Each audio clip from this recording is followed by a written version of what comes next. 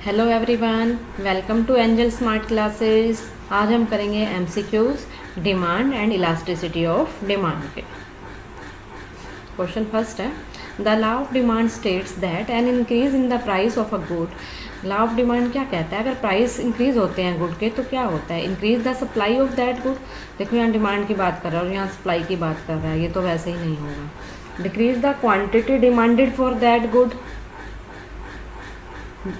ये हो सकता है। ठीक है, एक बार और ऑप्शन देखते हैं हम। इंक्रीज द क्वांटिटी, देखो प्राइस इंक्रीज हो रहे हैं तो क्वांटिटी इंक्रीज तो नहीं होगी, तो हमारा आंसर क्या आएगा, अगर प्राइस इंक्रीज होते हैं तो क्वांटिटी डिमांडेड डिक्रीज होगी। देखो अदर थिंग्स बीइंग इक्वल, अगर प्राइस इंक्रीज हो रहे हैं ना तो लॉ ऑफ डिमांड के अकॉर्डिंग क्वांटिटी डिमांडेड डिक्रीज होगी, और प्राइस डिक्रीज हो रहे हैं तो क्वांटिटी डिमांडेड इंक्रीज होगी। ये क्या कहता है, लॉ ऑफ डिमांड कहता है। नेक्स्ट क्वेश्चन है, if an increase in consumer income leads to a decrease in the demand for बारगार। देखो नॉर्मल गुड्स, फर्स्ट है नॉर्मल गुड्स। देखो नॉर्मल गुड्स के केस में देखो वैसे तो क्या होता है, नॉर्मली अगर हमारी इनकम इंक्रीज होती है ना तो हम क्वांटिटी डिमांडेड और यू कैन से डिमांड भी हमारी क्या होती है, इंक्रीज होती है। बट ये किस केस में होता है, ये होता है नॉर्मल गुड्स के केस में। ठीक है, तो नॉर्मल गुड्स के केस में, लेकिन यहाँ क्वेश्चन में तो क्या कह रहा है, कंज्यूमर की इनकम इंक्रीज हो रही है तो डिमांड क्या हो रही है, डिक्रीज हो रही है ना, तो नॉर्मल गुड्स तो नहीं होगा, ये तो नहीं होगा। नेक्स्ट देखो इन्फीरियर गुड्स, ये हो सकता है। एक बार ऑप्शन देखो, सब्सिट्यूट गुड्स और कॉम्प्लीमेंट्री गुड्स। अगर इनकम इंक्रीज हो रही है कंज्यूमर की तो सब्सिट्यूट गुड्स ये भी नहीं होंगी, इनकी भी डिमांड क्या करेगा, वो इंक्रीज करेगा। इन्फीरियर गुड्स होगा, आंसर हमारा क्या होगा, इन्फीरियर गुड्स। देखो इन्फीरियर गुड्स के केस में क्या होता है, अगर इनकम इंक्रीज होती है ना तो डिमांड क्या हो जाती है, डिक्रीज। ठीक है, इन्फीरियर गुड मीन्स जो लो प्राइस लो क्वालिटी गुड्स होती हैं, अगर उनकी इनकम इंक्रीज हो रही है तो वो उन चीज़ों की डिमांड नहीं करेगा, फिर वो सुपीरियर क्वालिटी की डिमांड करेगा तो डिमांड डिक्रीज हो जाएगी। बट अगर उसकी इनकम ही डिक्रीज होगी तो फिर वो इनकी डिमांड इंक्रीज कर देगा। देखो इसको कर्व से भी देख लेते हैं। देखो पहले इनकम वाई थी तो पर्सन कितनी डिमांड कर रहा था, क्यों इतनी डिमांड कर रहा था, फिर उसकी इनकम देखो इंक्रीज होके वाई से कहाँ चलेगी, y1, इनकम इंक्रीज होगी तो उसने डिमांड, देखो इनकम इंक्रीज हुई तो उसने डिमांड क्या कर दी, कम कर दी ना, अब उसकी डिमांड क्या होगी, Q1। नेक्स्ट देखो, which of the following shift the demand for printers to the right. Printers की डिमांड देखो, अगर ये हम कर्व लेते हैं राइट साइड पे, ये हमने कर्व लिया, ये कह रहा है कि प्रिंटर की डिमांड कहाँ है, राइट साइड पे चलेगी, मीन्स यहाँ चलेगी। इट मीन्स डिमांड क्या होगी, ये डिमांड इंक्रीज होगी ना। प्रिंटर की डिमांड क्यों इंक्रीज होगी, देखो N increase in the price of printer, printer के प्राइस इंक्रीज हो गए नहीं तो डिमांड तो क्या होगी, कम होगी, ये तो नहीं होगा। A decrease in the price of cartridge if cartridge and printers are complements, ये हो सकता है। एक बार नेक्स्ट देखते हैं, a decrease in consumer income. Consumer की देखो इनकम कम होगी, डिमांड तो वैसे ही नहीं इंक्रीज होगी, इनकम कम होगी तो डिमांड तो हम क्या करते हैं, इंक्रीज करेंगे क्योंकि नॉर्मल गुड्स है, ये तो होगा ही नहीं। तो हमारा आंसर क्या होगा, ये ए डिक्रीज इन प्राइस वाला, ये बी आंसर होगा हमारा, आंसर बी। ठीक है, क्योंकि इसकी डिमांड इंक्रीज हो रही है। जो कार्ट्रिज है वो क्या है और प्रिंटर्स क्या है, कॉम्प्लीमेंट्री गुड्स हैं। कॉम्प्लीमेंट्री गुड्स हैं, अगर एक के प्राइस इंक्रीज डिक्रीज होते हैं तो दूसरे की डिमांड पे इम्पैक्ट पड़ता है। कॉम्प्लीमेंट्री गुड्स देखो, which are use together to satisfy a particular want. जब दो चीज़ें, दो या तीन चीज़ें एक साथ यूज होती हैं एक वांट को सेटिस्फाई करने के लिए तो वो कॉम्प्लीमेंट्री गुड्स होती हैं। There is an inverse relationship, इसमें कैसा रिलेशन होता है, इन्वर्स रिलेशनशिप होता है। किसमें देखो, for first good and price of second good. First good कौन सी, हमारी प्रिंटर, प्रिंटर की क्या है, हमारी डिमांड इंक्रीज हो रही है, कब इंक्रीज होगी, price of second good. Second good हमारी क्या है, कार्ट्रिज, अगर उसके प्राइस क्या हो, डिक्रीज हो, प्राइस डिक्रीज हो, यही तो है। देखो ये इन्वर्स रिलेशन, ये अप जा रहा है और ये डाउन जा रहा है, इन्वर्स रिलेशन हो गया, decrease in price of cartridge, ये देखो यहाँ डिक्रीज हो गए प्राइस। ठीक है, आई होप क्लियर हो गया होगा। N inferior good is one for which N increase in income causes. देखो इंक्रीज इन इनकम हो रही है तो इंक्रीज इन इनकम से क्या होगा, डिक्रीज इन सप्लाई, ये नहीं होगा। Increase in demand, income increase हो रही है, इंक्रीज इन डिमांड, ये हो सकता है। लेकिन ये कौन सी गुड्स कह रहा है, देखो अगर नॉर्मल गुड्स होती ना तो increase in income increase in demand होता, बट क्वेश्चन ध्यान से देखो यहाँ इन्फीरियर गुड्स है, अभी हमने किया है। इन्फीरियर गुड्स के केस में कैसे होता है, अभी हमने किया ना ये सेकंड क्वेश्चन में, इन्फीरियर गुड्स के केस में कैसा था, इनकम इंक्रीज तो डिमांड क्या होती है, कैसा रिलेशन, इनवर्स रिलेशन होता है इसमें, नेगेटिव रिलेशन, ठीक है। इंक्रीज इन डिमांड तो नहीं होगा, ये नॉर्मल गुड्स के केस में होगा। नो इम्पैक्ट ऑन डिमांड, ये भी नहीं होगा। तो हमारा आंसर क्या आएगा, D, in decrease in demand. Income increase तो quantity demanded decrease, D answer आएगा हमारा। If a small percentage increase in the price of a good greatly reduce the quantity demanded for that good, the demand for that good is, देखो कह रहा है कि price में तो हमने थोड़ा सा चेंज किया, ठीक है, लेकिन क्वांटिटी डिमांड में बहुत ज़्यादा चेंज आ गया, ठीक है। थोड़ा सा चेंज करने पर प्राइस में, डिमांड में बहुत ज़्यादा चेंज हो गया। तो ये कौन सी है, perfectly inelastic, unit price, price inelastic और प्राइस इलास्टिक। देखो पहले देखते हैं हम परफेक्टली इनइलास्टिक और यूनिट प्राइस इलास्टिक क्या है। देखो परफेक्टली इनइलास्टिक क्या होती है, परफेक्टली इनइलास्टिक, देखो ये परफेक्टली इनइलास्टिक का है। परफेक्टली इनइलास्टिक क्या है, देखो ये ऐसे है, इसमें डिमांड क्या है, देखो कांस्टेंट है। देखो प्राइस पी थे ना, जब भी डिमांड क्या हुई थी, प्राइस इंक्रीज होकर P1 हुए जब भी डिमांड गई थी, प्राइस कम हुए डिमांड, इसमें तो डिमांड में कोई चेंज हो ही नहीं रहा, तो इट मीन्स ये तो नहीं है, इसमें तो डिमांड में कोई चेंज नहीं होता, जबकि ये तो कह रहा है चेंज होगा डिमांड। यूनिट प्राइस इलास्टिक क्या है, यूनिट प्राइस इलास्टिक, देखो यूनिट प्राइस इलास्टिक वो होती है अगर जितने % प्राइस में चेंज होता है ना, उतना ही सिमिलर चेंज किस में देखने को मिलेगा हमें, क्वांटिटी डिमांडेड में। अगर प्राइस 50% से क्या हुए, रिड्यूस हुए, तो 50% से डिमांड क्या होगी, इंक्रीज होगी, ठीक है। ये हमने करा भी था, जो ये डी डिमांड का कैसा होता है, ये रेक्टेंगुलर हाइपरबोला बनता है, इसमें तो सिमिलर चेंज हो रहा है, जबकि ये तो कह रहा है उसमें कम चेंज प्राइस में और डिमांड में ज़्यादा, तो यूनिट प्राइस इलास्टिक भी नहीं है। नेक्स्ट है प्राइस इनइलास्टिक और प्राइस इलास्टिक। अब देखते हैं प्राइस इनइलास्टिक और प्राइस इलास्टिक क्या है। देखो हमने ये डिग्रीज की थी ना, ये 5 टाइप्स की होती हैं, perfectly elastic, inelastic, unit, more than unit और लेस देन यूनिट। देखो मोर देन यूनिट इलास्टिक क्या होती है, when percentage change in quantity demanded, ठीक है, जो क्वांटिटी डिमांडेड में चेंज है इज मोर देन, देखो ये ज़्यादा चेंज होता है किसके कंपैरिजन में, चेंज इन प्राइस, यानी कि प्राइस में तो कम चेंज होता है, जो प्राइस में चेंज हो रहा है वो कम चेंज होगा, लेकिन जो क्वांटिटी डिमांडेड में चेंज हो रहा है वो ज़्यादा चेंज होगा कंपेयर टू प्राइस। प्राइस के कंपैरिजन में क्वांटिटी डिमांडेड में ज़्यादा चेंज हो रहा है, तो वो कौन सी होती है, मोर देन यूनिट इलास्टिक, ठीक है। और इसमें डिमांड कर्व कैसा बनता है, डी इज फ्लैटर। ये देखो इसमें देखो डी क्या है, ये देखो ये एक्स एक्सिस की तरफ इंक्लाइंड है ना, तो ये फ्लैटर है कर्व। इसका शेड्यूल भी देखो, देखो प्राइस 20 है, 100 डिमांड कर रहे हैं हम, प्राइस 10, प्राइस कितने कम हो गए, 10, यानी कि 50% प्राइस क्या हो गए, रिड्यूस हो गए। तो 50% प्राइस रिड्यूस होने से हमारी डिमांड कितनी होगी, 100 से 200, 100% क्या होगी, इंक्रीज हो रही है ना। इसमें कम चेंज है और इसमें ज़्यादा चेंज हो गया, तो ये कौन सी होती है, more than unit elastic demand, ठीक है। इसका कर्व भी देख लो, देखो प्राइस P से P1, प्राइस तो इतने क्या हुए, कम हुए, लेकिन डिमांड देखो इतनी इंक्रीज होगी, देखो ये कम है ना और ये ज़्यादा है, तो इसमें ईडी भी कैसी होती है, ईडी होगी ग्रेटर देन 1, ठीक है। देखो अब क्वेश्चन, अब देखो अब ये दो तो हमने कट कर दिए थे। अब प्राइस इनइलास्टिक और प्राइस इलास्टिक। प्राइस इनइलास्टिक क्या होती है कि जिसमें प्राइस अगर कम ज़्यादा हो रहे हैं तो डिमांड में कम चेंज होता है, ज़्यादा नहीं होता, तो ये भी नहीं होगी। तो हमारा आंसर क्या आएगा, प्राइस इलास्टिक, कि प्राइस के कम होने पर या ज़्यादा होने पर डिमांड में ज़्यादा चेंज आता है, price elastic, D answer. In general A flatter demand curve is, अब फ्लैटर डिमांड कर्व किस में होता है, हमने अभी किया था, अभी किया ना, देखो price elastic, unit price elastic, price inelastic और नन ऑफ दीज हमने अभी किया प्राइस इलास्टिक, जिसमें डिमांड कर्व क्या होता है, फ्लैटर होता है, इंक्लाइंड टू एक्स एक्सिस की तरफ ज़्यादा इंक्लाइंड होता है। ये यूनिट में हमने कर लिया, यूनिट में कैसा होता है, यूनिट प्राइस में अभी हमने ऊपर किया, यूनिट प्राइस में कैसा होता है, रेक्टेंगुलर हाइपरबोला बनता है। प्राइस इनइलास्टिक हम आगे करेंगे, ये नेक्स्ट क्वेश्चन में हम आगे आएगा वो क्वेश्चन, उसमें हम इन्हें प्राइस इनइलास्टिक करेंगे। Which of the following would cause a demand curve for a good to be price inelastic. देखो ये आ गया ना क्वेश्चन, प्राइस इनइलास्टिक यानी कि अगर हम प्राइस में चेंज करते हैं तो डिमांड में ज़्यादा चेंज नहीं होता। किस केस में, the good is a luxury, luxury वाला तो कौन सा होता है, price elastic. There are a great number of substitute, ये भी नहीं होगा, ये नहीं होगा, ये होगा नहीं, ये कैसा होगा, प्राइस इलास्टिक में होगी लग्जरी वाला। There are a great number of substitutes, substitutes हैं तो प्राइस इनइलास्टिक है होगा ही नहीं, फिर तो लोग सब्सिट्यूट को लेंगे। The good is an inferior good, inferior goods के केस में भी प्राइस इनइलास्टिक नहीं होगा। The good is necessity, answer आएगा हमारा डी, आंसर आएगा डी।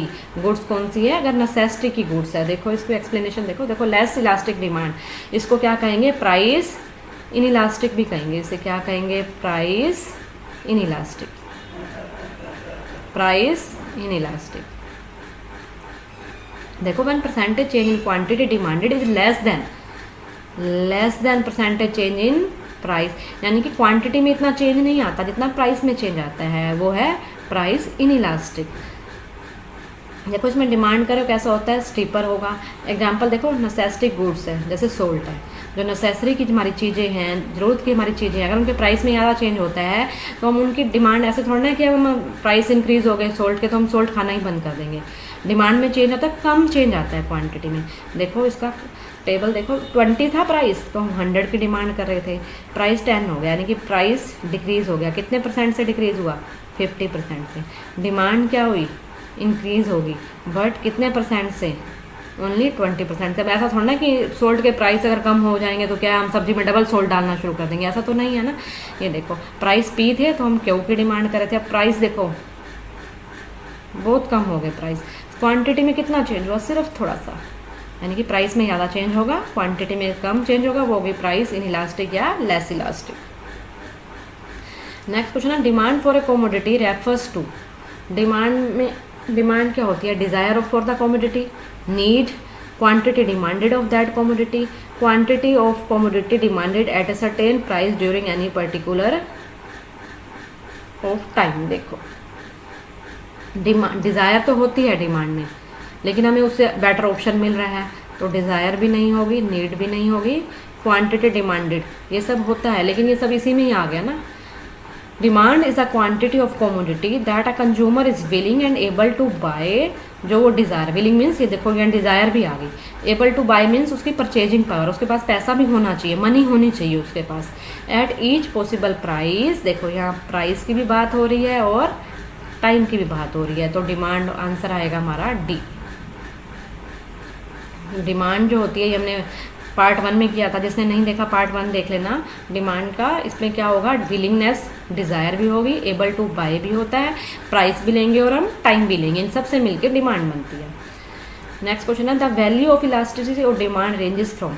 इलास्टिसिटी हमने डिग्री ऑफ इलास्टिसिटी की अभी ऊपर दिखाया, 5 थे, perfectly in elastic, perfectly elastic, more than unit elastic, unitary elastic, less than unitary elastic, 5 होते हैं। तो उसमें जो डिमांड होती है वो कहाँ, रेंज क्या होती है उसकी, हमने परफेक्टली इलास्टिक किया, उसमें जीरो, उसमें इन्फिनेटिव थी, और परफेक्टली इन इलास्टिक में जीरो थी, यानी कि तो जीरो से लेके इन्फिनेटिव तक होती है। लेस देन 1 भी होती है, इज इक्वल टू 1 भी होती है, और ग्रेटर देन 1 भी होती है। तो हमारी रेंज कहाँ से आ गई, जीरो से लेके इन्फिनेटिव तक। 0 to 1 तो नहीं आएगा क्योंकि इन्फिनेटिव भी होती है, 1 to इन्फिनेटिव नहीं आएगा क्योंकि 0 भी होती है, 0 to इन्फिनेटिव, सी आंसर आएगा। फॉर द फ्लोइंग स्टेटमेंट्स, देखो असर्शंस रीजनिंग का क्वेश्चन है ये। Price reduction normally leads to an increase in the demand for a commodity, ठीक है, यानी कि ये कह रहा है कि प्राइस रिडक्शन, अगर प्राइस रिडक्ट हो रहे हैं, रिड्यूस हो रहे हैं तो इंक्रीज इन डिमांड, तो डिमांड क्या हो रही है, इंक्रीज, ठीक है। ये तो रीजन दे रखा है उसका, price reduction leads to entry of new buyers of the commodity in the market, नए बायर्स आ गए, देखो एंट्री ऑफ न्यू बायर्स, ये भी ठीक है भाई, अगर नए बायर्स आएंगे तो डिमांड इंक्रीज होगी, बट जो एग्जिस्टिंग बायर्स हैं प्राइस डिक्रीज होने पर वो भी तो डिमांड इंक्रीज कर सकते हैं ना।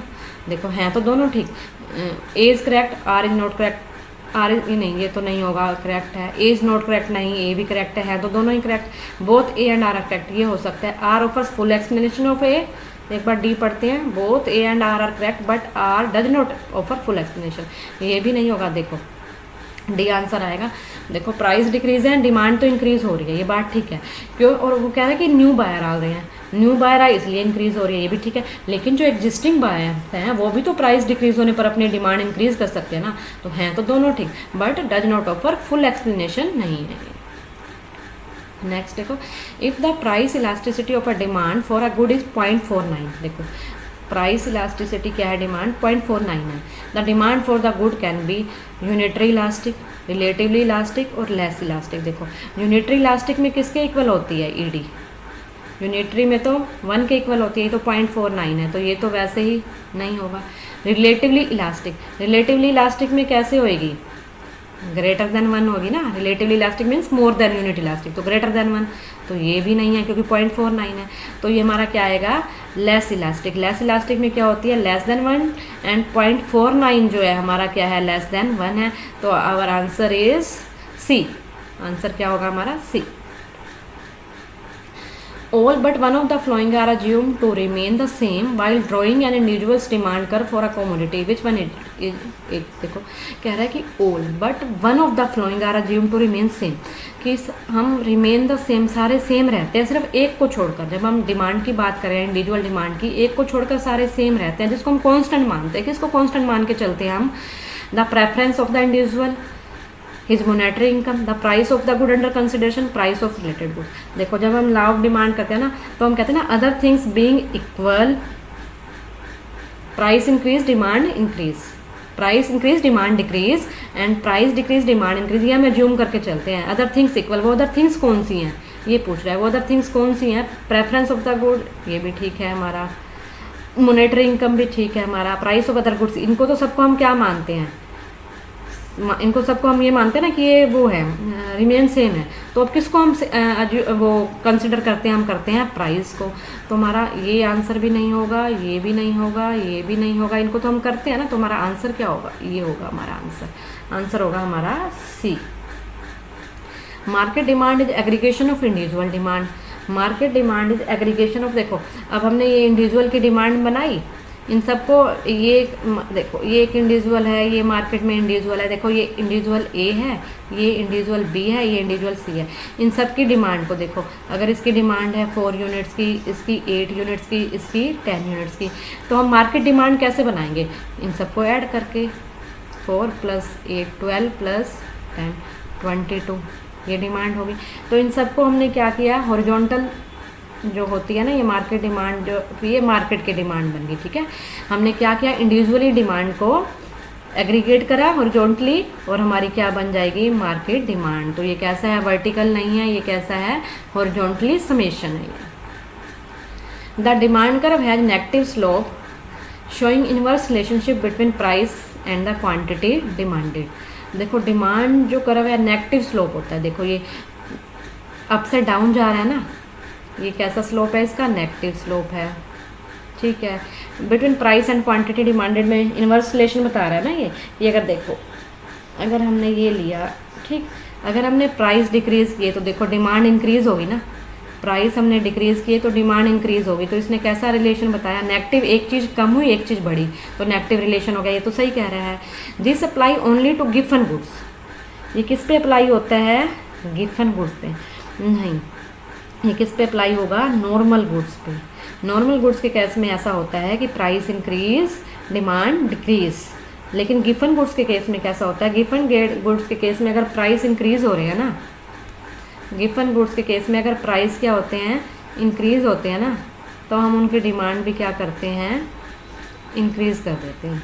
इसमें उल्टा हो, इसमें पॉजिटिव रिलेशन होता है, इसमें नेगेटिव रिलेशन नहीं होता। तो ए तो हमारा सही है, लेकिन आर हमारा गलत है। आंसर देखो, बोथ ए एंड आर नहीं, आर तो हमारा गलत है। A is true, R is false, ये हमारा आंसर है बी। ए तो सही है, ये किस पे अप्लाई होता है, नॉर्मल गुड्स पे होगा, गिवन गुड्स पे अप्लाई नहीं होगा, तो R is false. The demand function of a product X is given, हमें एक डिमांड फंक्शन दिया हुआ है D X. D X means demand 20 - 3p, p means price, P X stand for price है। इफ एन इंडिविजुअल ए, एक individual है A, has a demand of 5 units, उसकी demand कितनी है, 5 यूनिट्स की डिमांड कर रहा है वो। Then market price for the product, यानी कि डिमांड तो है हमारे पास 5 और प्राइस हमें क्या करना है, कैलकुलेट करना है, ठीक है। तो अब डिमांड को हम, demand D is equal to 5 हम पुट करेंगे, इक्वेशन में पुट करेंगे हम। इसमें देखो यहाँ क्या है, D X is equal to 20 - 3p X, ठीक है। एक्स एक कमोडिटी है। देखो डी हमारे को हमें कितना गिवन है, 5, तो डी एक्स की जगह कर देंगे हम 5 is equal to 20 minus 3px। ठीक है, अब 20 प्लस के हैं तो 20 को इधर ले आएंगे, तो यहाँ से हमें क्या मिलेगा, जब 20 इधर आएंगे तो 5 माइनस 20, तो माइनस के 15 हो जाएंगे, is equal to minus 3px। Minus से ये माइनस कट हो जाएगा, तो px हमें क्या आएगा, 15 डिवाइडेड बाई 3, px आ जाएगा हमारे पास 5।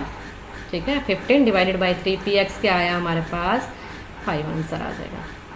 देखो law of demand establish, law of demand क्या एस्टैब्लिश करता है, इन्वर्स रिलेशन करता है बिटवीन प्राइस एंड क्वांटिटी। ठीक है, इन्वर्स रिलेशन करेगा ना, price increase quantity demanded decrease. ठीक है, ये हम पहले भी कर चुके हैं। ठीक है, पॉजिटिव रिलेशन नहीं, इन्वर्स करता है, पॉजिटिव नहीं करता। द इन्वर्स रिलेशनशिप, नेक्स्ट है the inverse relationship between variation in the price and quantity demand is not due to. जो भी ये इन्वर्स रिलेशनशिप हमने बताया, ठीक है, प्राइस और क्वांटिटी का, ये किस कारण नहीं होता है। देखो income effect, substitution effect, future expectation और law of diminishing marginal utility. Explanation देखते हैं इसकी पहले। देखो वाई डज डिमांड का स्लोप डाउनवर्ड, डाउनवर्ड का मतलब है इन्वर्स रिलेशन प्राइस और क्वांटिटी में, वो उसके रीजंस क्या हैं। Law of diminishing marginal utility, भाई जैसे हम किसी चीज़, कोई भी कमोडिटी हम ज़्यादा कंज्यूम करते जाएंगे, उसकी हमारी यूटिलिटी क्या होती रहेगी, कम होती रहती है। जैसे ये हमने एग्जांपल लिया था, ये हम कर भी चुके हैं पहले, रसगुल्ले। जैसे जैसे हम ज़्यादा खाते जाएंगे, ज़्यादा खाते ही जाएंगे, एक टाइम ऐसा आएगा कहेंगे अब हम और नहीं खाते, हमारी यूटिलिटी क्या होगी, कम हो जाती है। एडिशनल कस्टमर, जैसे कि पिज़्ज़ा है, अगर इसके प्राइस डाउन हो गए तो एडिशनल कस्टमर और पीपल भी इसको बाय करना स्टार्ट कर देंगे, तो मार्केट में एडिशनल कस्टमर भी आएगा। सब्स्टिट्यूशन इफेक्ट्स है, सब्स्टिट्यूशंस क्या होता है, सब्स्टिट्यूट गुड्स वो होती हैं जो एक साथ यूज की, जो एक अगर हमें यूज कर रहे हैं ना, तो उसके कॉम्पिटिटर में एक और भी है, तो जिसके प्राइस कम होंगे हम वो ले लेंगे। यानी कि दो गुड्स होती हैं जो हम एक दूसरे की जगह पे उसको यूज कर सकते हैं। ठीक है, one commodity in place of other it become cheaper. अब देखो इसके भी प्राइस 50 हैं, इसके भी प्राइस 50 हैं, अगर सपोज ये सस्ती हो रही है, ये 30 में होगी, तो मैं ये नहीं यूज करूँगी, मैं इसको यूज कर लूँगी। ठीक है, इनकम इफेक्ट होता है, income effect refer to effect on demand, real income of the consumer changes. देखो अगर किसी चीज़ के प्राइस कम हो गए ना, देखो मेरे पास 50 रुपीज़ थे, ठीक है, मैंने ये कौन ले लिया, कितने का कौन लिया, 20 का, मेरे पास कितने थे, 50 रुपीज़ थे। ठीक है, अब कौन क्या हो गए, सस्ते हो गए। ठीक है, कौन सस्ते हो गए, अब 10 का हो गया, अब 10 का हो गया तो मैं अब 20 रुपीज़ में कितने कौन ले सकती हूँ, ये भी और ये दो ले सकती हूँ ना अब मैं। ठीक है, मेरे पास 50 रुपीज़ थे अभी भी, तो मैं 10 का कौन हो गया तो मैं कितने ले सकती हूँ, दो कौन ले सकती हूँ, क्योंकि उसके प्राइस डिक्रीज़ हो गए, तो मेरी 10 रुपीज़ से इनकम क्या होगी, मेरी इंक्रीज़ होगी। इनकम इफेक्ट, इसलिए डिमांड कर्व क्या होगा कि डाउनवर्ड होगा, कि प्राइस डिक्रीज़ होंगे तो डिमांड क्या हो जाएगी, इंक्रीज़। नेक्स्ट है डिफरेंट यूजेस। कुछ गुड्स ऐसी होती है जिनको हम काफ़ी यूज कर सकते हैं, उनका काफ़ी चीज़ें बन सकती हैं। जैसे ये मिल्क है, देखो इस मिल्क से क्या है, काफ़ी यूज हो सकता है इसका, हम इसको ड्रिंकिंग में भी यूज करते हैं, पनीर बनाने में भी, अपने पेट को भी दे रहे हैं, ये खीर भी बना रहे हैं और ये कॉफ़ी भी बना रहे हैं। अगर इनके प्राइस हाइज होते हैं ना ऐसी गुड्स के, तो हम इनको इंपॉर्टेंट काम में यूज करते हैं। अगर प्राइस ज़्यादा है मिल्क के तो हम किस में करेंगे, ओनली ड्रिंकिंग में करेंगे।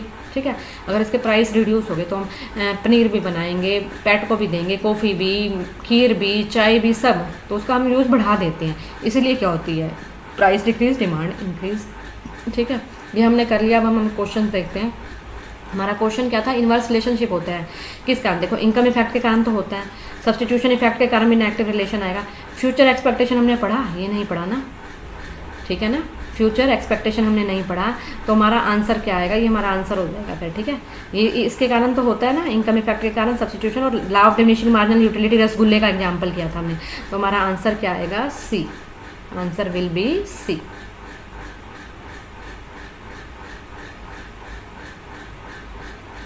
नेक्स्ट है generally the demand curve has, demand curve का स्लोप कैसे होता है, अभी हमने किया, डिमांड कर्व बनाया था ना, अप से डाउन जा रहा है, slope from left to right, देखो लेफ्ट से राइट, ठीक है, ये तो ये नेगेटिव स्लोप, ठीक है, नेगेटिव स्लोप भी हमने कर लिया। नेगेटिव स्लोप मीन्स अगर एक चीज़ हमें प्राइस इंक्रीज हो रहे हैं तो क्वांटिटी डिमांड डिक्रीज हो रही है, इनवर्स रिलेशन, ये भी ठीक है।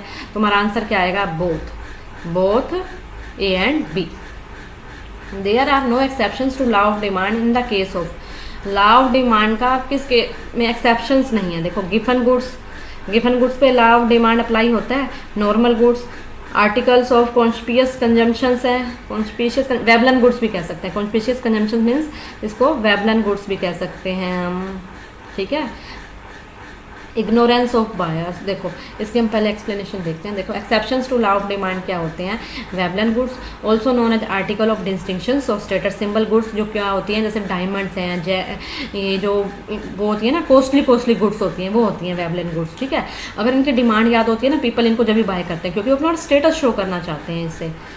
अब इग्नोरेंस में कई बार पता ही नहीं कंज्यूमर को कि मार्केट में क्या प्राइस चल रहे हैं, तो इसी कारण वो हाई प्राइस भी पे कर देता है कई बार।